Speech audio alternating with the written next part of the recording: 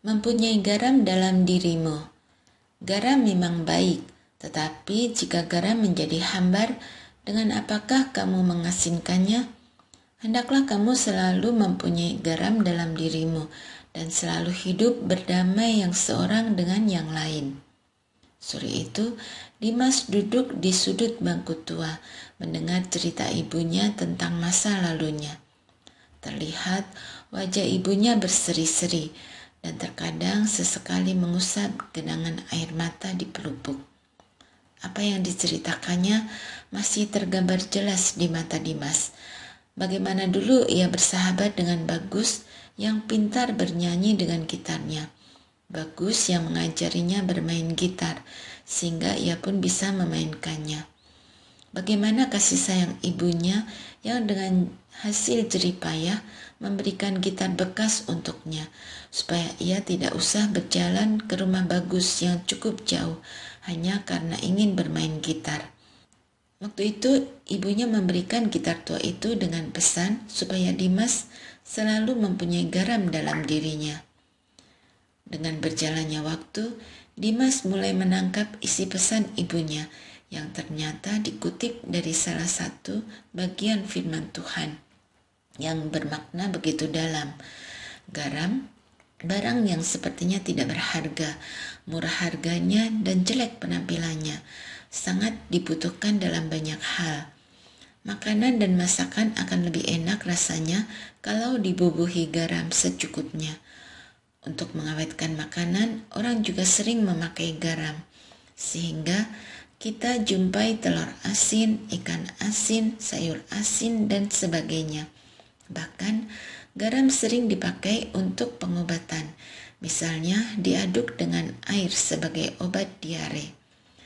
Dimas kini memahami maksud ibunya, yaitu supaya ia tidak merasa rendah diri karena kondisinya sebagai orang desa, tetapi justru memiliki unsur berguna yang memberi rasa bagi sekitarnya.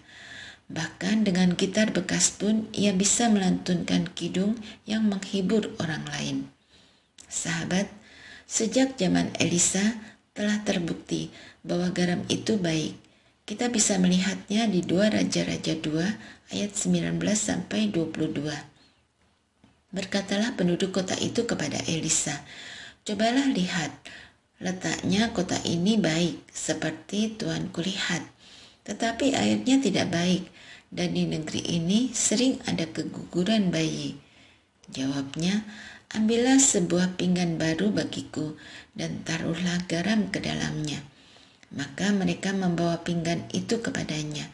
Kemudian pergilah ia ke mata air mereka, dan melemparkan garam itu ke dalamnya, serta berkata, "Beginilah firman Tuhan, telah kusehatkan air ini, maka tidak akan terjadi lagi olehnya kematian atau keguguran bayi."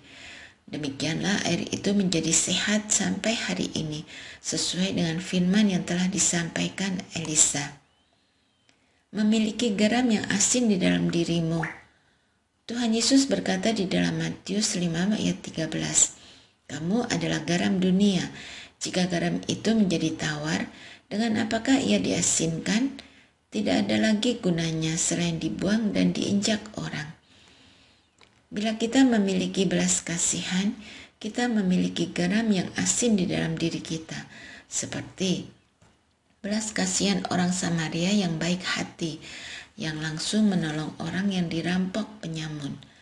Belas kasihan Yesus yang berdampak pada kesembuhan orang-orang sakit, pemberian makan bagi banyak orang yang berbondong-bondong mengikutinya, pengajaran bagi orang banyak, kebangkitan anak seorang janda.